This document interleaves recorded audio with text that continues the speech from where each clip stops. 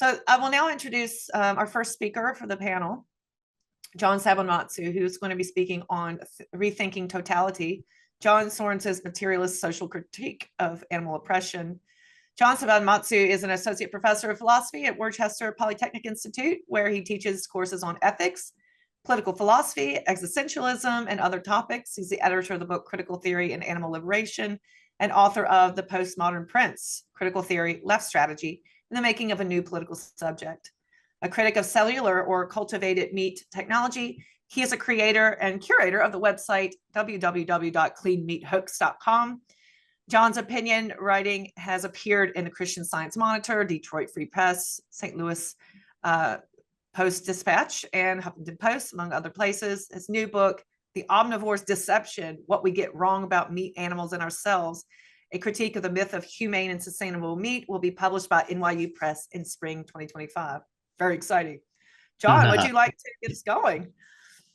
Thank you so much. I want to thank you, Corey and Lucia Lang and others who've been involved in this amazing conference. And I want to apologize to the other presenters that I haven't been able to attend this due to other obligations, but I will be watching the presentations later since they're being recorded, thank goodness.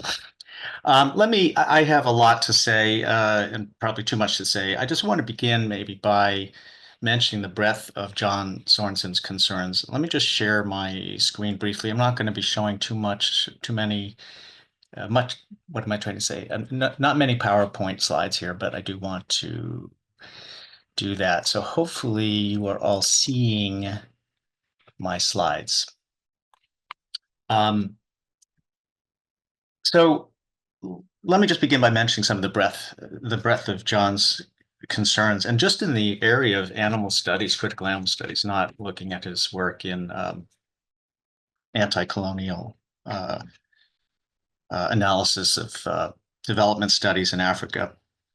So John has been concerned with, among other things, cognitive ethology and the scientific basis of non-human subjectivity, seeing animals as they are rather than as we see them through the distorted lens of the system, analysis of the ecological crisis grounded in historical materialism and political economy, the sociology of knowledge, a prominent feature of his work, encompasses a critique of intellectuals, particularly in academia, and that includes critique of intellectuals not only in the animal sciences, but even in our own field. Marxism and left politics and the failure of the left, the wider left, to acknowledge animal rights, and finally, an appreciation of the political, social, and existential stakes of the animal system. And one of the things that John shows us is the false dichotomy between their interests and ours. Our freedom, our own freedom, depends upon animal liberation. So in terms of the title of my talk, I kind of want to emphasize the different elements of this rethinking totality, totality being the key word of my presentation, also John's materialism and the social aspect, nature of his critique. Now, I want to just begin by showing something here. These are just some headlines recently in the news. This one concerns poultry farms culling, quote unquote, nearly 2 million chickens. Donald Trump accusing Haitians of eating and killing and stealing and eating pets. Tim Walz is hunting. Yoav Gallant in Israel saying that Israel is fighting human animals. The Amazon burning. A church called the Cowboy Church is hosting a rodeo event for children with disabilities, and species extinction. Now, the way the public sees these phenomena is not to see them. It sees them as kind of disaggregated, discrete phenomena. And this is, of course, the problem with a worldview that doesn't see power relations. You have to kind of take a step back in order to see the bigger picture. And that is what I'm going to emphasize in my talk on John's work and its impact on me and others. So John, of course, is one of the leading figures helping to promote what we call an intersectional perspective in CAS, showing us that oppression of non-humans is constitutive of oppression of human groups as well. But I think there is also something more going on in his work than this, insofar as he is interested as well in the wider canvas of historical economic development and the premise of speciesism as a total system. In the German ideology, Marx writes, our conception of history depends on our ability to expound the real process of production, starting out from simple material production of life, and to comprehend the form of social relations connected with and created by civil society. Further, to show it in its action as state.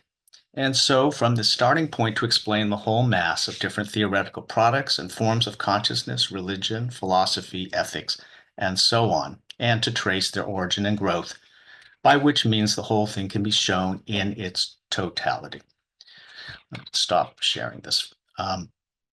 It is one of John's greatest contributions in this connection to provide us the basis of a theory of totality.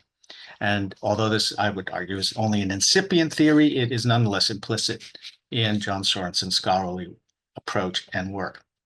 John describes animal advocacy as a mode of challenging the absolute power that humans hold over other forms of life, unquote, quote unquote.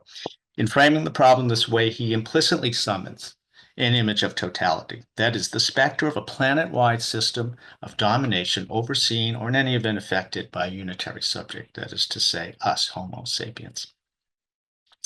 Now, without this totality, a kind of a theory or paradigm that makes sense, makes intelligible phenomena, the headlines that I showed a moment ago are simply not graspable by the public or by researchers as phenomena connected to one another. For example, the spread of H5N1 in the poultry industry as a result of the contradictions of the capitalist food system and the legitimation crisis of the state.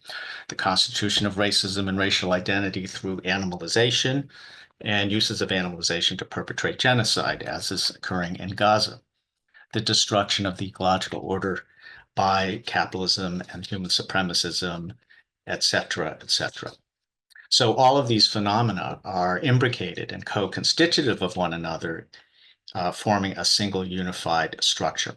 And what John Sorenson has done in his work, I feel, has been to help us carve out a framework for making these phenomena intelligible.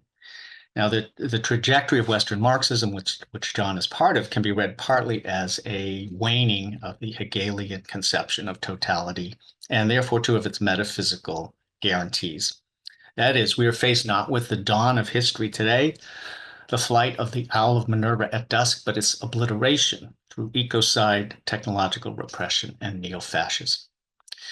In this connection, one of the challenges we face is epistemic fragmentation from reification, which is a concept, of course, developed by Georg Lukács.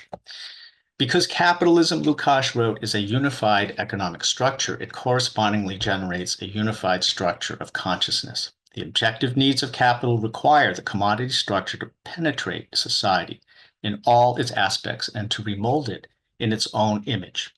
This causes the structure of reification to sink more deeply, fatefully, and more definitively into the consciousness of man.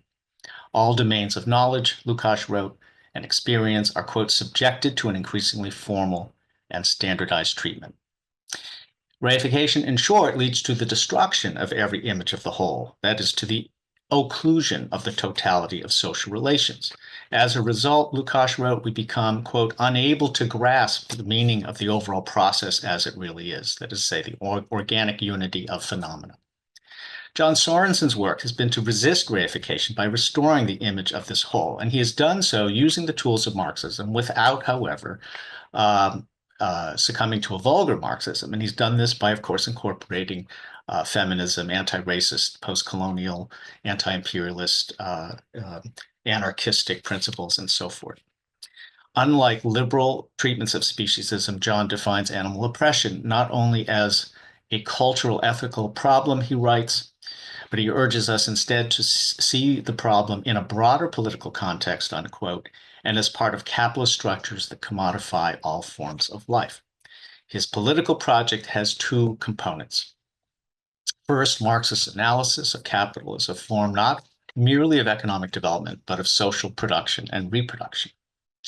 Why or how social? Well, because power and authority derive not from facts of nature, but relations between persons or subjects. The social enters into John's work in at least three ways. First, the system of speciesism is a system of social relations. Second, these relations are constituted through the structures of capital.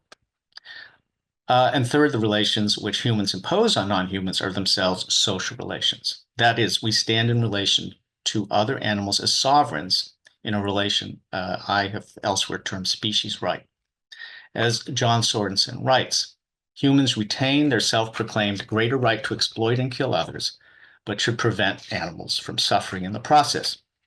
Despite some tinkering, this is essentially what all exploiters claim, that their rights predominate and that their forms and methods of exploitation are humane or necessary. It is because of this unacknowledged species right that our relations with other animals are shot through with cruelty, sadism, and bad faith. Domination not only causes immeasurable suffering in the billions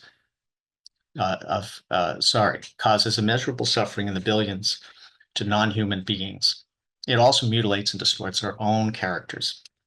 John's insistence on the material ground of speciesism distinguishes it from many other treatments of the animal system, even ones purporting to be broadly Marxist in orientation.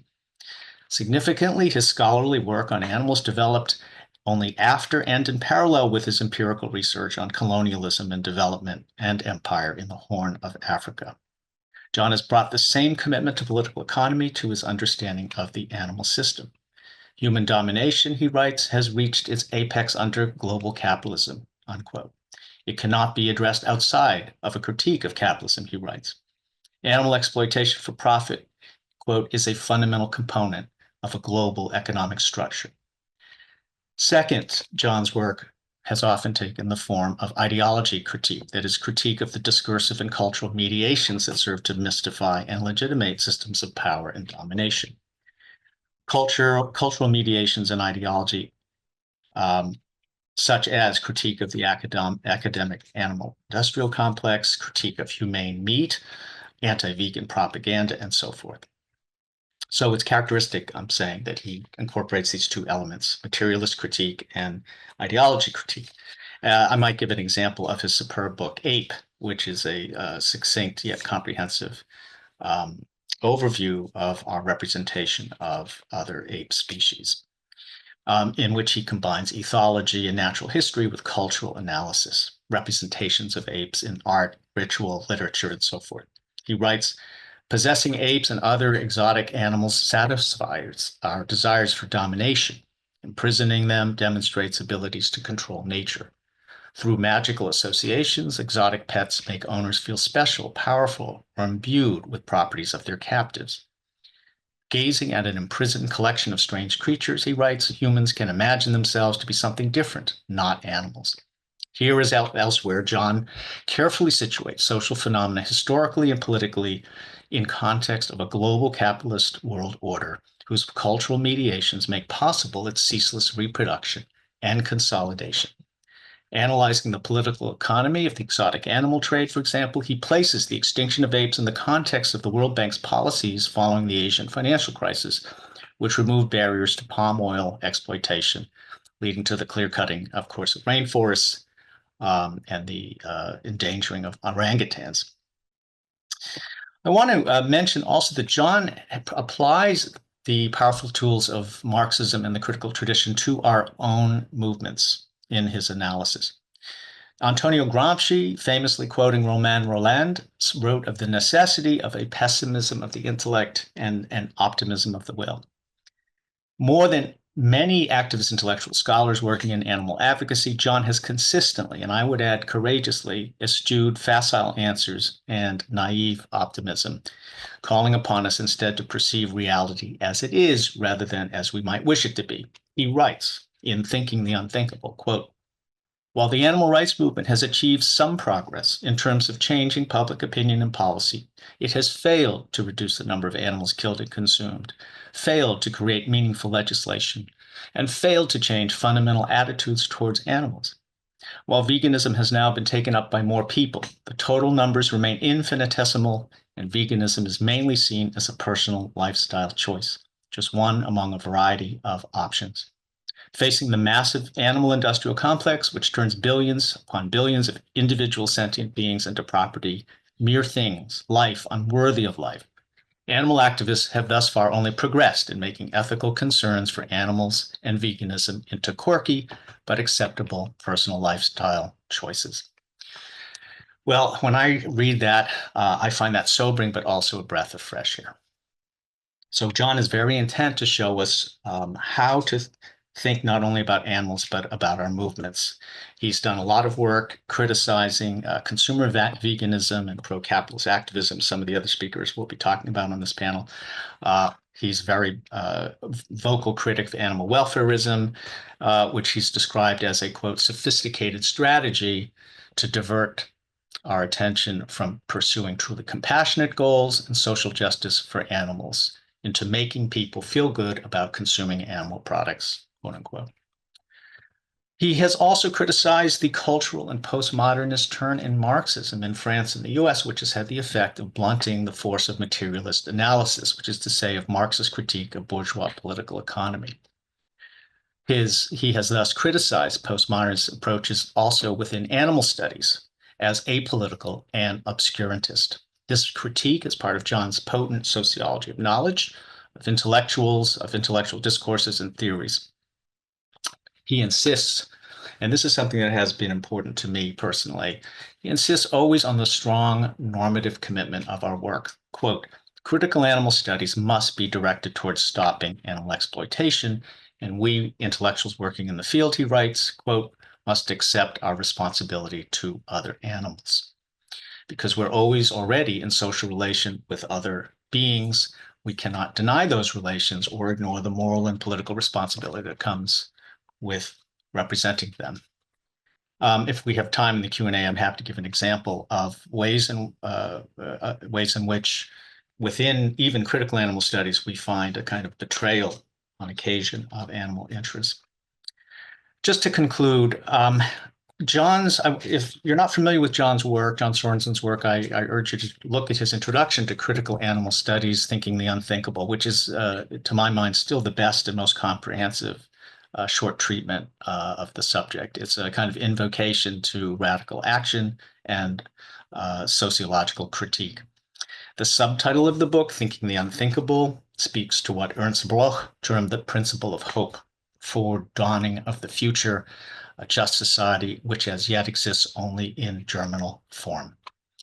Modernity is characterized both by barbarism and more hopefully by the unfolding and materialization, however partially, of ideas of social justice and equality.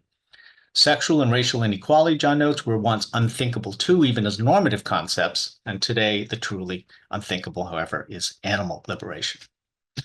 Without totality, then we cannot perceive lines of strategy or liberation. And I just want to note in passing that this is the problem with the liberal approaches of Peter Singer or the technocratic approaches given us by effective altruists, which end up strengthening the animal system as a whole. John writes that the task of creating a global social justice movement that advocates for other animals as well as humans will not be accomplished by forming partnerships with industries that are based upon the exploitation of animals, as we are seeing, I would note, in the cellular meat lobby. It is from John's implicit conception of totality and his understanding of speciesism as a material, historical, economically based system of absolute power that he construes abolitionism, the negation of the negation, as the only proper ground of our praxis and critique. Quote, it is vitally important, he writes, that a social movement be guided by abolitionist principles. In closing, I just want to quote Gramsci as saying that only the man who wills something strongly can identify the elements necessary to the realization of his will, unquote. That is, reality is itself an open field of possibilities to the activist or movement wishing to change it. What we call reality, Gramsci observed, quote, is a product of the application of human will to the society of things. And knowledge of reality and of the possible cannot be arrived at independently of action and will, since, quote, strong passions are necessary to sharpen the intellect and make intuition more penetrating, It is John Soren's passionate commitment, his lifelong commitment to education and activism that has made possible the revelations we find in his work. He has been a praxis-oriented intellectual throughout his life, whether working in Eritrean relief, to enlighten us about Cold War geopolitics and colonialism, or as it gathers us here today, to found critical animal studies within sociology and to provide a basis for intellectual training and mentorship. I just want to say that personally, Cora, you mentioned the influence of John at a conference, just being able to go to one of his conferences at Brock. And that, I want to say that has also changed me and the way I do my work. I met Karen Davis, for example, at one of John's conferences, one of many connections I made. So John has kind of created a basis for international connections within our movement, both through his publications and personal relationships, his conference organizing and mentorship. You know, we're living in a kind of dying, fractious world, and there are very few of us doing this work. So in that context, especially John's contributions have been enormously consequential. So I want to thank John because my debt to what he's accomplished is immense, and I'm honored to have been able to share just a few thoughts on his work. And thank you, and I'm sorry to go on for so long. Oh, thank you. That's wonderful. It's really great to get some good deep theory